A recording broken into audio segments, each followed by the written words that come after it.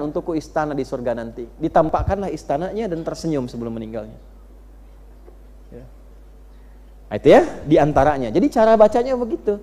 Nah, orang kalau baca at-takwir itu merasakan dahsyatnya kiamat, saking dahsyatnya nggak pengen ketemu kiamat.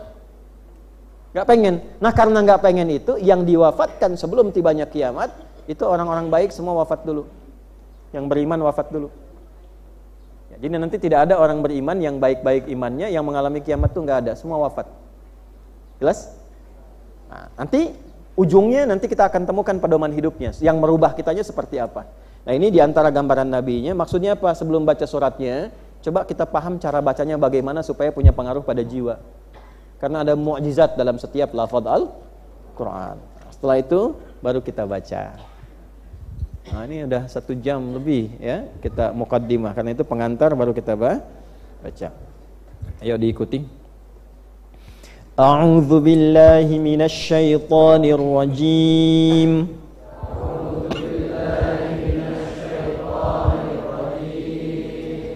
Bismillahirrahmanirrahim.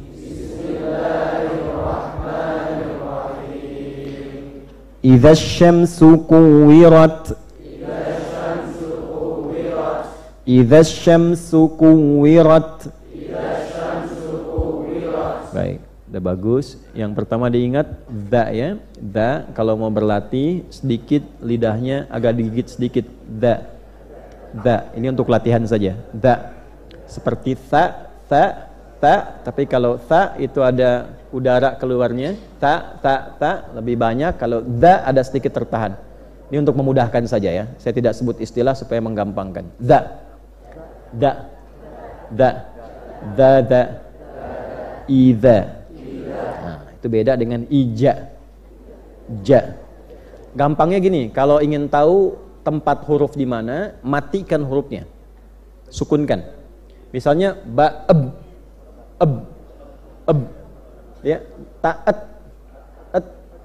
Dha ed. Ja ej. Beda kan? Coba ja. Dha. Gigit dha. Ja. Jaja. Miharja. Ja. Nah, contoh. Kita doakan beliau sehat ya. Beliau sehat, diberikan kesehatan dan kebaikan oleh Allah Subhanahu wa taala. Minimal orang tuh tidak mudah membuat orang lain bahagia. Ini baru disebut nama kita sudah bahagia kan? Ini sedekahnya banyak itu, kita doakan sehat dan baik. Kembali lagi. Kemudian di syams jangan ditahan. Syamsu bukan syamsu, tidak, syamsu. Ya. Idza syamsu kuwirat. Wa idzan nujumu kadarat. Wa idzan nujumu kadarat.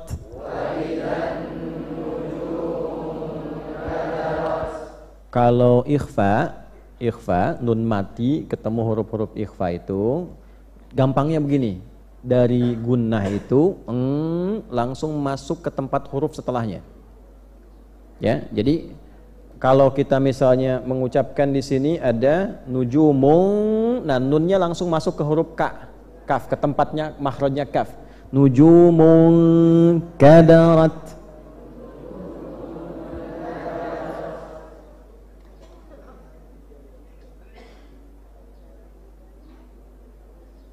Sudah?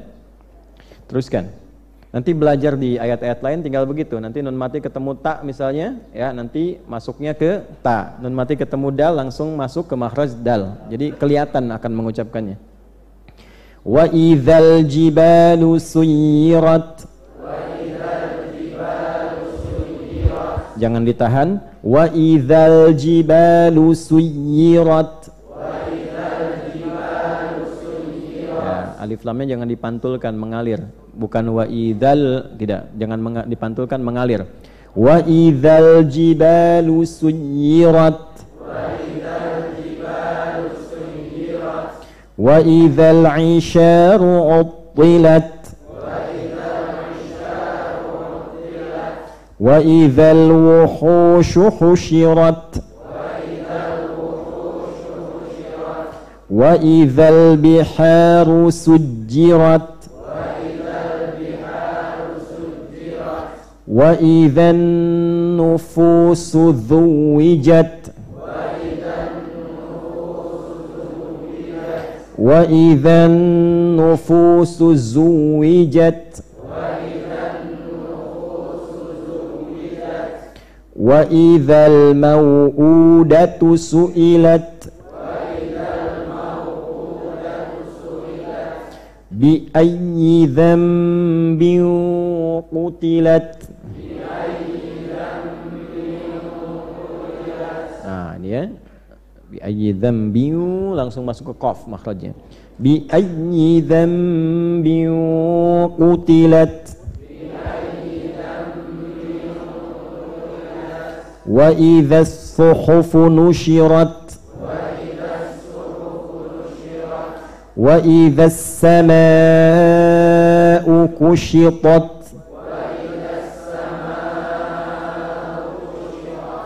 Wa idzal jahimu su'irat. Wa idzal jannatu uzlifat. Enggak, jangan ada qalqalah, bukan huruf qalqalah. Uzlifat. Mengalir. Jadi jangan dipantulkan, bukan tidak. Uzlifat. Qalqalah cuma 5, qaf, ta, ba, jim, dal. Ya, di sini zai tidak masuk. Jadi mengalir bacanya, jaroyanil harf. Jadi mengalir. Mengalir tuh enggak, jangan dipantulkan, jangan ditahan. Uzlifat. Wa idzal jannatu uzlifat. Alimat nafsum ma ahdarat.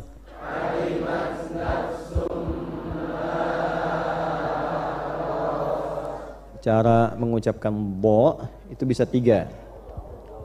Sebentar ya.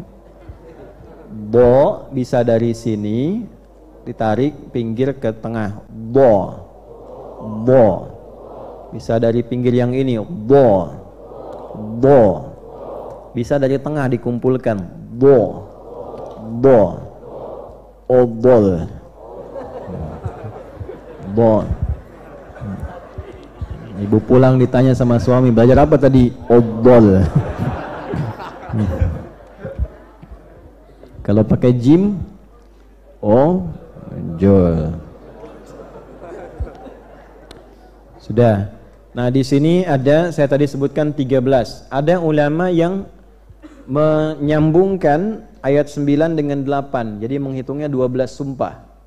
Karena 9 itu rincian dari 8. Ya bi ayyi dzambin qutilat wa idzal mau'udatu su'ilat, ketika para bayi-bayi itu yang dibunuh, ada yang diaborsi dan sebagainya, ditanya oleh Allah, dosamu apa sampai dieksekusi sebelum kamu lahir? Bi ayyi dzambin qutilat. Nah, yang 9 ini disebut tafsir dari yang ke-8, sehingga ada yang menyebut 12 sumpah. Dan memasukkan 12 ini belajar setiap bulan. Tiap bulan 1, tiap bulan 1, supaya enggak maksiat dan tidak repot saat kiamat. Ya, dan ada beberapa yang menilai bahwa ada umat kekinian yang sudah melebihi tindakan kriminalnya Fir'aun. Fir'aun itu Fir'aunnya Fir'aun. Ya. Enggak, ini serius nih. Anda boleh bikin status tuh. Fir'aunnya Fir'aun. Dia masih membiarkan bayi yang perempuan hidup, yang laki-laki itu yang dieksekusi. Jadi Fir'aunnya Fir'aun, dia masih milih tuh. Milih jenis kelaminnya. Kalau yang laki-laki eksekusi, yang perempuan bebas. Itu pun masih dia tunggu sampai lahir. Fir'aunnya Fir'aun, ketika akan mengeksekusi bayi yang tidak disukai Fir'aun, dia akan tunggu dulu sampai lahir. Ada orang sekarang, dia nggak peduli laki-laki atau perempuan, dan nggak nunggu lahir, langsung dieksekusi, diaborsi itu. Dia nggak peduli mau laki-laki mau perempuan, yang penting dieksekusi, aborsi. Dan nggak nunggu lagi lahir. Jangan sampai lahir kalau bisa. Baru ketahuan sedang mengandung, langsung eksekusi. Jadi Anda bisa bayangkan, Fir'aun saja yang disebut paling kejam perilakunya, diabadikan dalam Al-Quran, ada manusia yang melebihi perilaku buruk yang pernah dikerjakan oleh Fir'aun. Jadi bisa dibayangkan bagaimana tuh. Makanya standar keburukan tuh keluarkan dulu di Quran. Jangan sampai menyalahi standar itu sehingga menjadi makhluk terbaru yang paling buruk dibandingkan itu. Jelas ya? Ya, tapi bersyukurnya kita punya Tuhan Allah dan punya Nabi Muhammad SAW yang diliputi rahmat. Allah Rahman dan Rahim. Nabi punya sifat langsung diberikan oleh Allah. Wa ma arsalnaka illa rahmatan lil alamin. Dengan bertobat, tobat yang nasuha kembali menjadi baik. Maka itu yang maksiat-maksiat tobat sebelum kiamat itu ditanggung nanti. Nanti kiamat itu saking dahsyatnya, ya bayi-bayi yang pernah diaborsi, dieksekusi dan sebagainya sebelum lahirnya dengan alasan yang tidak pantas, itu oleh Allah dihidupkan kembali, ditanya untuk merendahkan serendah-rendahnya orang yang pernah mengeksekusinya. Ya, kamu punya dosa apa sampai dibunuh sebelum lahir? Gitu. Jelas ya?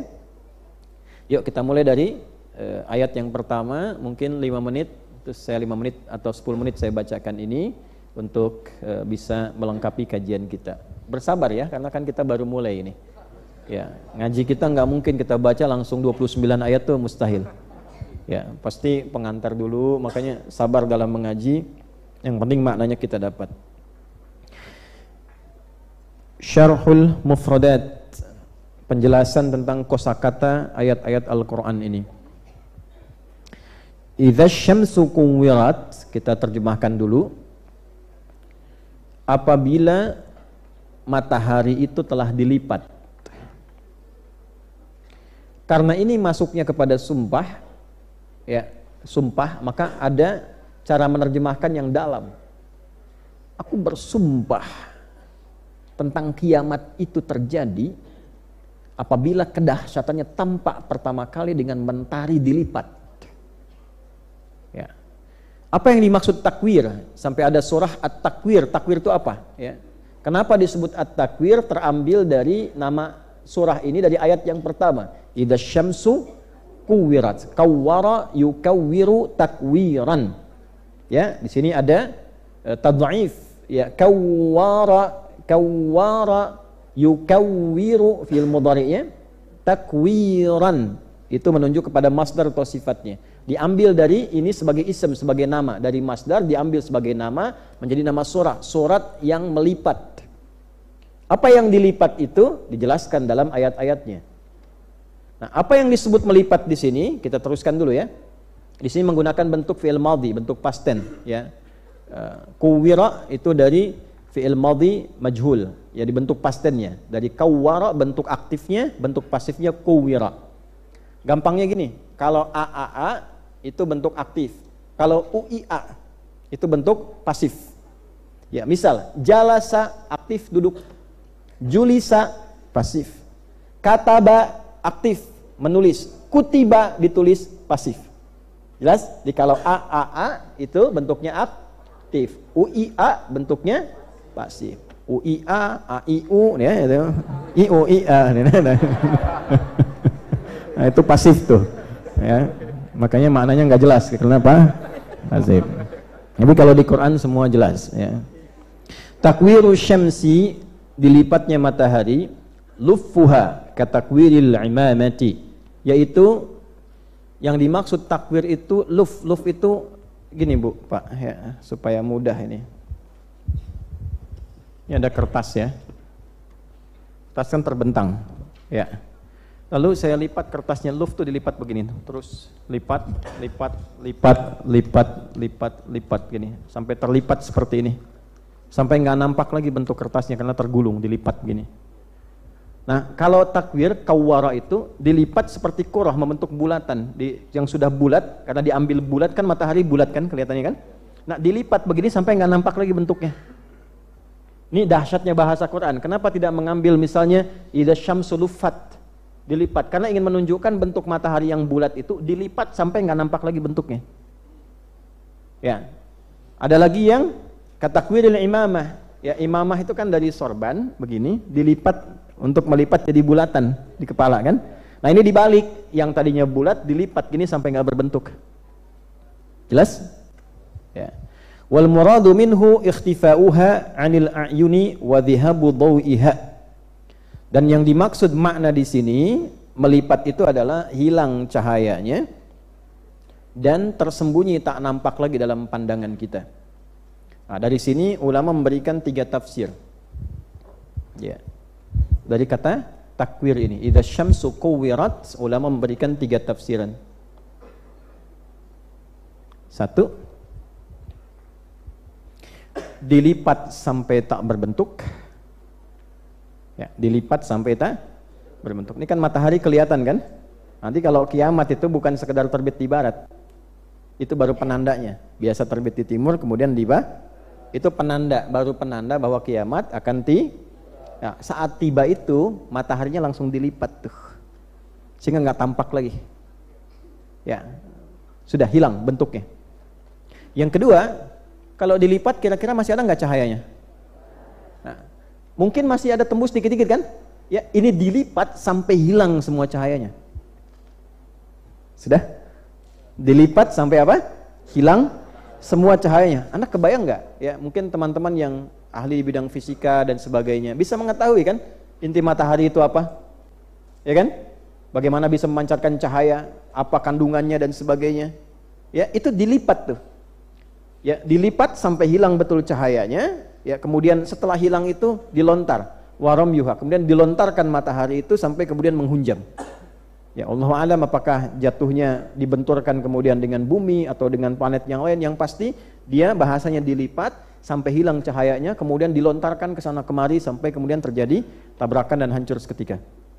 Jelas? Nah, kalau di riwayatnya Imam Al-Bukhari di nomor hadis 3200.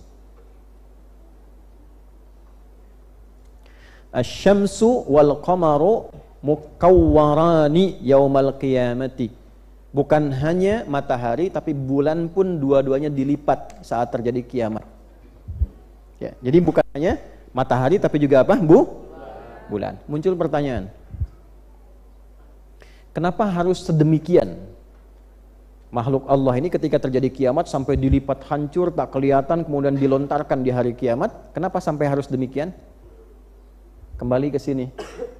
Karena dalam era-era keyakinan masa itu, dan termasuk nanti berkembang era-era berikutnya, sampai ada yang menuhankan matahari, ada yang menuhankan bulan.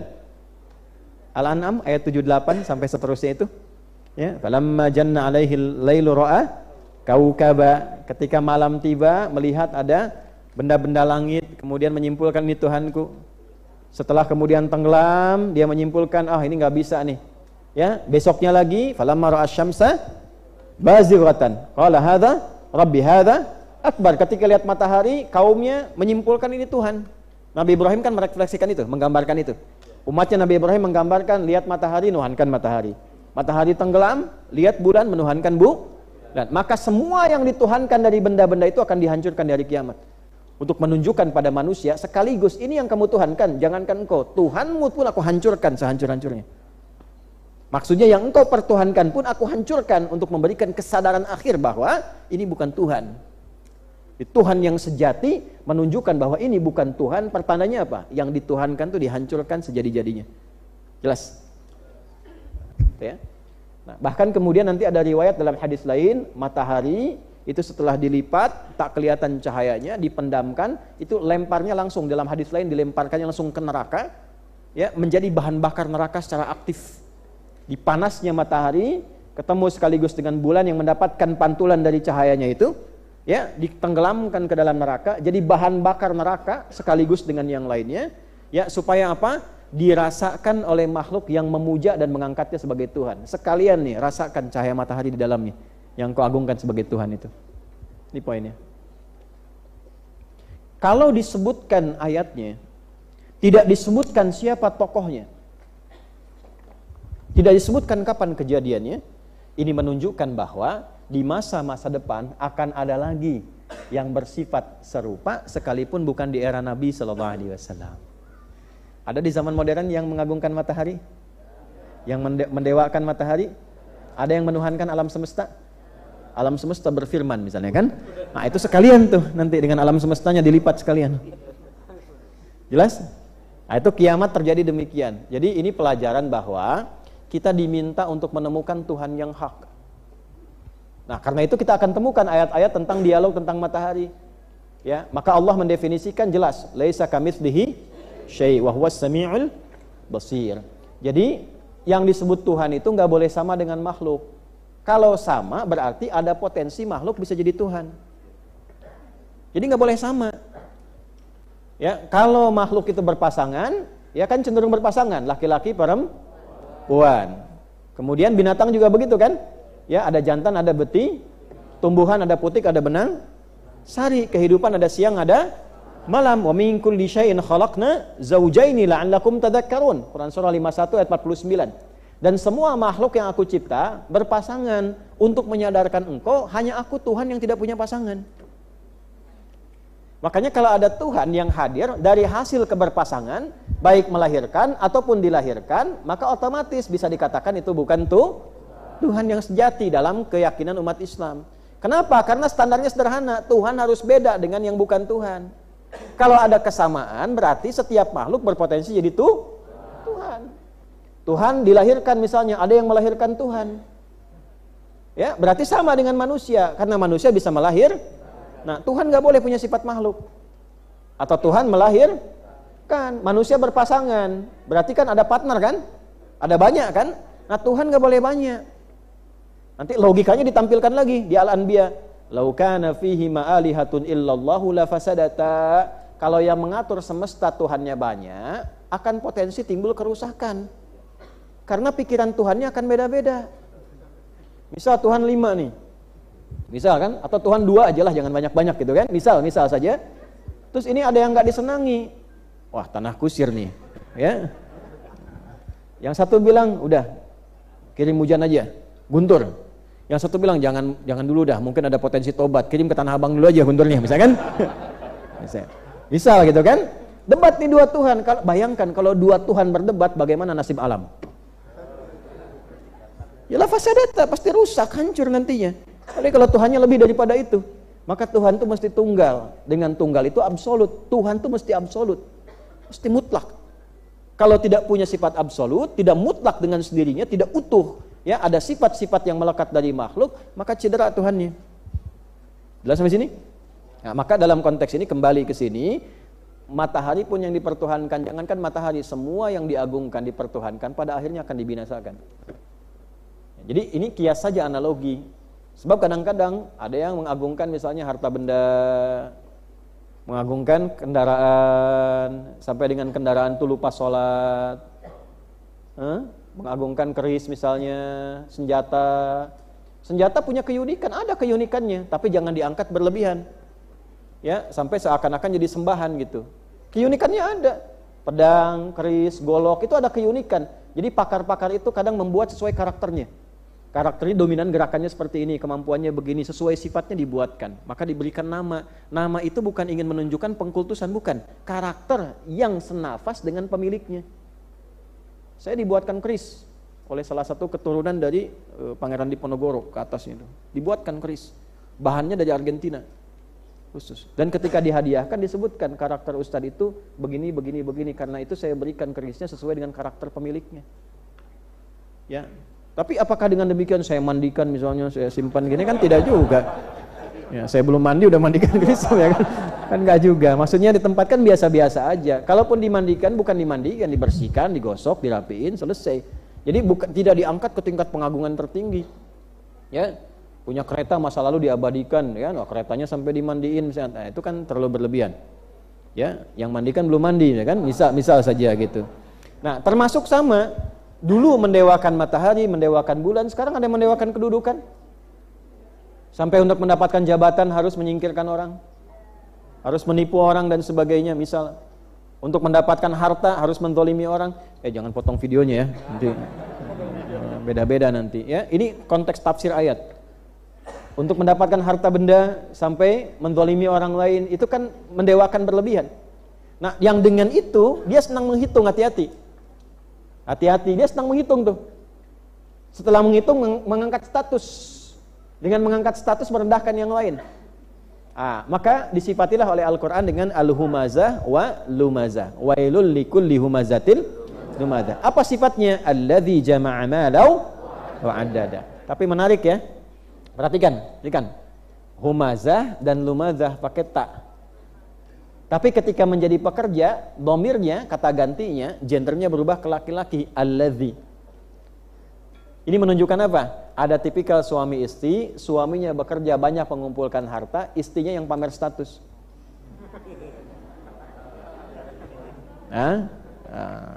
Jadi marak menaikkan status sosial. Dia orang lain sial gitu kan. Dinaikkan. Tugasnya gitu aja, update status, celah orang, harta dia sudah banyak dan sebagainya, kumpulin. Maka apa yang terjadi? Nanti nerakanya spesial, namanya khutamah. Ya, allati tatali'u 'alal afidah. Jadi ini fi amadi mumaddadah. Jadi ada orang-orang yang mendewakan harta, menuhankan harta sehingga bersikap berlebihan. Nanti di nerakanya itu dihukumnya itu diikat di tiang neraka. Setelah itu dihukumnya dibakar dari ujung bagian kaki dulu sampai matang dalamnya, baru naik ke atas. Sampai matang. Kalau belum matang nggak naik apinya ke atas. Sampai nanti baru ke ujungnya, ke ujung kepalanya, di otaknya. Ya, innaha alaihim muqsadah. Ya, terus di ujungnya fi amadim. Nah, sebelumnya allati tattali'u 'alal afidah itu jamak dari fuad. Fuad itu inti pemikiran seseorang. Sampai ditanya, sampai dibakar hatinya, dikatakan begini, apa sih isi pikiranmu itu sehingga semuanya harta sampai mencerahkan dirimu. Nih, bakar semua sampai ke ujung pikiranmu. Idza syamsu kuwirat. Jadi ayat pertama ini memberikan pesan kepada kita, jangan sampai dalam kehidupan kita terlalu berlebihan sehingga sampai seakan-akan menuhankan urusan dunia atau barang-barang keduniaan. Kalau dulu yang dituhankan itu ada mataharinya, ada bulannya, mungkin sekarang bisa kedudukan, bisa harta. Awas, hati-hati, ulama pun gak lepas dari sini. Ustad-ustad menuhankan popularitas. Ya, sampai saking ingin menjaga jamaahnya, menjelekan yang lain misalnya, saling berselisih, ya, saling memojokkan, itu pun nggak baik. Dan itu hadisnya jelas, orang yang seperti itu tidak akan pernah mencium bau surga. Di At-Tirmidzi itu. Kalau ada seorang ustadz, kiai, siapapun mengajar hanya untuk berharap duniawi, menjaga jamaah, popularitas meningkat, menjaga itu dalam pengertian nggak boleh dari yang lain, harus dari dirinya, menjaga popularitasnya, memanfaatkan jamaahnya. Itu la yashtammu raihatal jannah, tidak akan pernah mencium bau surga. Jadi kiai itu nggak mudah. Belajarnya lama, ngajar, nggak bisa pensiun. Pernah dengar kiai pensiun? Tidak. Kalau nggak disampaikan salah, disampaikan nggak diamalkan, dikecam. Tidak mudah. Ya. Jadi ini yang pertama. Yang kedua, benda-benda yang pada akhirnya kita saksikan itu akan sirna. Ya, kalau di Abasa kan kemarin kita lihat saking dahsyatnya terjadi kiamat itu, matahari dilipat sampai panik, istri nggak kenal suami lagi. Ya, ini ada yang belum kiamat sudah nggak kenal pasangannya. Ini hati-hati itu. Ya, hati-hati, jangan melebihi porsi kiamat tuh ya. Yauma yafirul mar'u min wa ummihi wa sahibatihi wa bani. Ada ibu nggak kenal anak, ada pasangan nggak kenal pasangannya masing-masing. Kiamat terjadi, pasangan sudah nggak ingat. Ini belum kiamat sudah nggak ingat pasangan. Jangan mancing-mancing kiamat lah. Paham ya? Nah, ini satu ayat dulu ya, supaya saat dibawa pulang kita mengerti bahwa singkatnya jaga jangan sampai musyrik. Ya, jaga jangan sampai apa? Segala yang dimusyrikan nanti akan dihimpun bersama pelakunya di hari kiamat, dijelembabkan ke dalam neraka bersama-sama dengannya. Baik, itu naudzubillahi min dzalik. Assalamualaikum warahmatullahi wabarakatuh. Assalamualaikum warahmatullahi wabarakatuh. Ustadz, mohon berkenan doakan saya. Saat ini saya sedang belajar untuk tes petugas haji. Saya ingin berkhidmat melayani tamu-tamu Allah. Semoga Allah mudahkan, Allah izinkan jadi petugas haji tahun 2026. Jazakallah. Semoga Allah mudahkan hajatnya, diberikan kelancaran. Allahumma yassir wa la tu'assir, warzuqhu kama tuhibbu wa tardah. Sallallahu alaihi wasallam. Mohon doa untuk Saudara Torkis Moranta Lubis bin Anindra Amin Lubis sedang sakit. Kita doakan mudah-mudahan diberikan kesembuhan, kesehatan. Allahumma syifa'ila bisyifa'ika ya arhamar rahimin, syifa'an la yughadiru saqama kama syafaita ibadakal muslimin wal mu'minin. Sallallahu alaihi wasallam Muhammad sallallahu alaihi wasallam. Ustaz, mohon doa Fatihahnya untuk putri kami yang sedang dirawat di rumah sakit di harapan kita, bernama Hani Yasmia Khalidullah binti Bapak Dariusno. Semoga Allah berikan kesehatan, kesembuhan dan ridhonya Allah Subhanahu wa taala beserta hikmahnya. La syifa illa bi syifaka ya arhamar rahimin, syifaan ajila yuqadir istiqamah. Sallallahu alaihi wasallam Muhammad sallallahu alaihi wasallam. Ini panjang sekali ya. Kalau nulis intinya aja ya. Saya 5 menit lagi ini harus bergerak karena jam 10 saya harus memberikan tausiah nikah. Ya. Amin.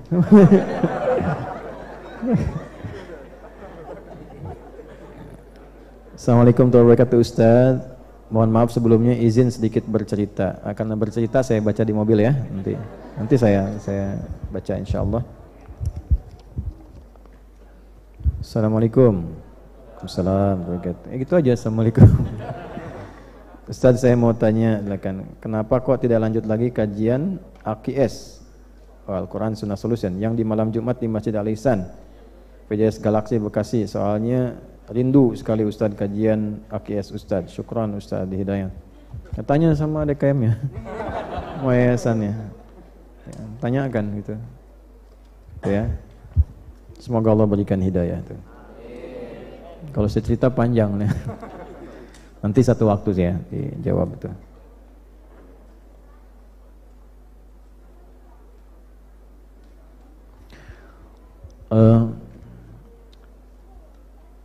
Saya dengan istri berpikir, udah anak-anak ini masih tumbuh baik, anak-anak lingkungan masih tumbuh baik. Nah, selain menghidupkan masjid, kita berpikir sudah buat sekolah.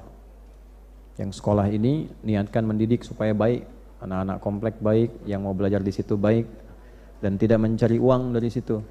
Maka yang dibongkar tabungan pertama dan sebagainya. Nah, anak pertamanya anak kami sekolah. Lalu kurikulumnya kita siapkan, tolong dibantu diambilkan. Kurikulumnya kita bantu, kita siapkan, gurunya diseleksi, semua yang dibutuhkan kita kemudian penuhi, gedungnya dibangun dan sebagainya. Alhamdulillah beberapa sahabat ikut juga. Barang selesai, begitu sudah mau ke SD, karena ada sebagian merasa bahwa takut macet dan sebagainya, lalu tidak berkenan untuk SD, maka kita mencari lahan lain singkatnya. Jadi sudah selesai dan sebagainya. Nah, tiba-tiba yang TK sudah bagus, sudah ramai. Nah, ada salah seorang yang berminat untuk mengambil itu dan sebagainya. Nah, jadi tiba-tiba mengambil dana sekolah, dibangun mart oleh sendirinya, tidak ada laporan, tidak ada penyampaian, uang sekolah dipakai, terus juga meninggikan bangunan, tidak ada laporannya, diambil sekian ratus juta, cukup banyak. Nah, terus dikelola, tiba-tiba dikatakan sekolah ini dia yang bangun, dia yang susun. Adi Hidayat itu hanya public figure yang kebetulan sedang terkenal. Kemudian ya tidak ada modal yang ada, semuanya beliau yang siapkan. Lalu dari unsur yayasan beliaunya mengatakan bahwa ini ada dana yang diambil, disampaikan ke Quantum Ahyar, itu kan? Padahal itu dana anak SD yang masuk, kemudian diminta oleh yang bersangkutan ditransfer dulu ke yayasannya yang bersangkutan. Lalu tidak berjalan sampai kami modali dulu, tomboki semua, lalu setelah ditransferkan disampaikanlah di situ bahwa oh ini mentransfer ilegal. Nah, lalu rapat mereka mengatakan bahwa berpisah dari Ustadz. Nah, lalu saya sampaikan betul nggak? Kalau betul ya silahkan. Ini surat saya tidak mau aktif apapun lagi kalau demikian. Biar Allah yang menyaksikan. Sampai hari ini tidak ada minta maaf dan sebagainya. Setelah diketahui bahwa ada kesalahan tidak pernah diralat, tidak pernah disampaikan. Ya karena memutuskan berpisah itu ya sudah, untuk apa saya ada di situ lagi? Ya. Nah, tapi saya tidak membawa kerana hukum dan sebagainya. Karena bagi saya kalau sudah tahu dijelaskan persoalannya. Ya, kalau Anda minta berpisah ya sudah kan. Kenapa kita harus ada di situ? Ya, kalau mau saya tuh sederhana Bu orangnya Pak. Kalau sudah bangun saya wakafkan. Ini alat juga wakaf nih. Kalau orang ngambil, ada orang ngambil, saya kasih tahu ini wakaf. Kalau mau kelola silakan aja. Tanggung jawab nanti sampaikan pada orang-orang yang wakaf. Saya tidak sulit kok. Bangun sekolah, ada orang mau ngambil, ambil aja yang sudah saya wakafkan. Ya kan? Ambil aja nggak apa-apa. Tapi resikonya ditanggung, selesai. Nah, saya nggak mau terlibat lagi kalau sudah seperti itu, karena sudah menempuh dengan cara yang salah. Bisa dipahami? Baik, sama ini juga sama. Kamera ada yang mau ngambil, ya itu resiko sendiri. Udah wakaf. Kami bikin kantor, yaitu wakaf Bu, pesantren wakaf. Wakaf, karena saya hanya jadi pelayan, khadim, khidmat, sampai meninggal. Anak-anak kami kasih tahu keluarga, tidak boleh rebutan aset pesantren apa ini sudah Buya wakafkan. Kita hanya menemani itu, kemudian juga merawat itu sampai kita berpulang, teruskan lagi. Maka kami kirim siswa keluar, supaya dari luar itu nanti kalau saya meninggal bisa meneruskan. Tuh, siswa dididik lagi, jadi terus seperti itu. Ya, kendaraan-kendaraan di kantor itu, ya, yang dipakai-pakai itu sebagian ini kita wakafkan. Jadi kantor kami itu, di mana teman-teman bangun dari nggak ada jadi gedung, ada semua, terus kita wakaf. Wakafnya itu betul-betul wakaf pakai surat di BPN semua. Ya. Pesantren semua sama. Terus sekolah yang di Pramuka dari tanah sampai gedung semua kita wakafkan. Selesai. Jadi saya tidak ingin terikat dengan satu kepentingan duniawi yang dengan itu kemudian jadi rebutan dunia. Masa kita ngajar menghindari dunia, kita sendiri terlibat di situ. Nah, tapi kalau ada yang sudah tidak berkenan ya sudah. Kurang lebih kesimpulan singkatnya seperti itu. Ya. Biasa saja, jangan terlalu biasa saja. Saya aja nggak apa-apa, kenapa Bapak Ibu jadi rame? Biasa saja. Nah, itulah dunia. Satu lagi ya. Assalamualaikum Ustadz, salam wabarakatuh. Saya seorang ibu tunggal yang sedang mengusahakan anak menimba ilmu di Ahqaf, di Yaman. Dari dulu sangat ingin kajian bisa hadir di kajian Ustadz qadarullah, karena setelah selesai mondok dia berangkat ke Yaman. Tapi saat saya ikut kajian selalu saya hadirkan dia, dan saat ini dia menitipkan sebuah pertanyaan. Sudah di Yaman. Apa hubungan antara surat At-Takwir dengan kehidupan sehari-hari, dan bagaimana kita bisa mengambil pelajaran dari surah ini? Terima kasih Ustadz. Jawabannya yang tadi saya terangkan ya. Nanti silahkan minta anaknya untuk melihat tayangan barusan. Sudah terjawab ya, baris. Alhamdulillah. Terima kasih. Masya Allah. Dari amplop nih. Ini saya disclaimer dulu ya, nggak ada isinya nih. Ini pertanyaan. Ini pertanyaan. Oh, ini yang doa tadi sudah. Ini penutup ya. Assalamualaikum Ustadz, assalamualaikum warahmatullahi wabarakatuh. Bagaimana cara kita membedakan mana bisikan setan dan mana dorongan hawa nafsu, supaya kita bisa menyikapinya dengan benar menurut fikih? Gini, nafsu itu asalnya dia netral. Dia mendorong untuk lawan dari takwa saja, supaya takwanya muncul. Misal, memang unsur-unsurnya negatif semua. Marah, nafsu. Iri, nafsu. Dendam, nafsu. Sombong, dusta, nafsu. Itu ada di nafsu semua. Lawannya itu takwa. Lawannya apa? Takwa. Nah, di takwa itu lawan dari semua sifat yang tidak baik tadi. Misalnya di sini ada dusta, di sini ada jujur. Di sini ada sombong, di sini ada rendah hati. Nah, rendah hati itu bagian dari sifat takwa yang baik. Di sini ada sabar di takwa, di sini ada amarah di nafsu. Nah, nafsu itu diciptakan agar sifat-sifat itu bisa memunculkan sifat-sifat takwa. Kalau bahasa kerennya jadi katalis, menstimulus takwa supaya keluar. Misal, amarah kenapa diciptakan di nafsu? Bukan ingin membuat bapak jadi pemarah, bukan. Supaya sabarnya keluar. Sebab kalau tidak ada amarah, nggak mungkin orang sabar. Ibu kalau mau cek ya, gini, nanti suami pulang ke rumah, nggak ada angin, nggak ada hujan, nggak ada petir, nggak ada apa-apa, ibu bilang, papa sabar ya pak, sabar. Kira-kira suami ibu bilang apa? Nah, mama sehat, gitu kan? Ya kan mesti ada pemicunya dulu kan? Amarah itu diciptakan supaya sabarnya muncul. Jadi ketika suami tiba-tiba marah, sebetulnya Allah bukan ingin menjadikan suami pemarah, bukan Bu. Supaya kesabaran pada ibu muncul. Kenapa harus muncul sekarang? Karena di depan ada masalah lagi yang muncul, butuh kesabaran yang ekstra yang sekarang sedang dinaikkan itu. Kalau dia nggak naik, rumah tangga ibu bisa repot di depan. Makanya dinaikkan dulu supaya kita siap menjemput ujian yang selanjutnya akan datang. Kenapa ujian itu akan datang? Karena doa ibu sendiri. Doa harapan kita itu, tanda dijawabnya oleh Allah, datangnya ujian. Ujian itu jembatan menuju jawaban. Ya Allah, aku ingin lulus ya Allah dalam kuliah ini. Bagaimana cara lulusnya? Ujian. Kan nggak mungkin, nggak ikut sekolah tiba-tiba wisuda dapat ijazah misalnya, kan mustahil. Jangan dipotong ya, awas nih. Awas nih, kok nyambung aja ya. Saya nggak ikut-ikutan masalah-masalah politik gitu. Nah tuh. Awas. Ujian kan? Ini sih salah nih. Ada ujian dulu. Jadi dunia juga begitu. Kita dari SD mau ke SMP lewati apa? Nah, sekarang Anda berdoa, ya Allah anugerahkan saya kepintaran. Apa tiba-tiba langsung pintar? Kan belajar dulu. Ya kan? Belajar butuh pengorbanan kan? Cari buku, belajar pakai guru dan sebagainya, baru jadi. Nah, kadang-kadang kita minta, ya Allah anugerahkan aku rizki yang membuat aku lebih mudah ibadah kepadamu. Pengen mobil, apa langsung mobil datang? Kan tidak kan? Ikhtiar dulu kan? Walaupun ketika Anda ikhtiarnya, bisa Anda dengan berkhidmat ke masjid, lagi beres-beres. Bapak rajin sekali, saya amati sudah sepekan ada di masjid terus di sini, beres-beres. Rumah di mana? Saya di Tegal, Pak. Beres-beresnya di Tanah Kusir. Kesini pakai apa? Ya seadanya aja jalan. Ya udah, biar Bapak gampang, besok saya kasih mobil ya. Bisa jadi. Bisa terjadi begitu. Ya. Saya waktu satu kali ngajar di Bekasi, malamnya mimpi pegang setir mobil.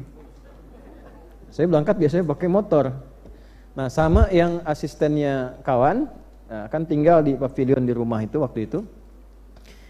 Pagi subuh begitu mau berangkat, saya bilang, Mas sini, saya nggak sebut nama, sini, tolong antar saya ke masjid.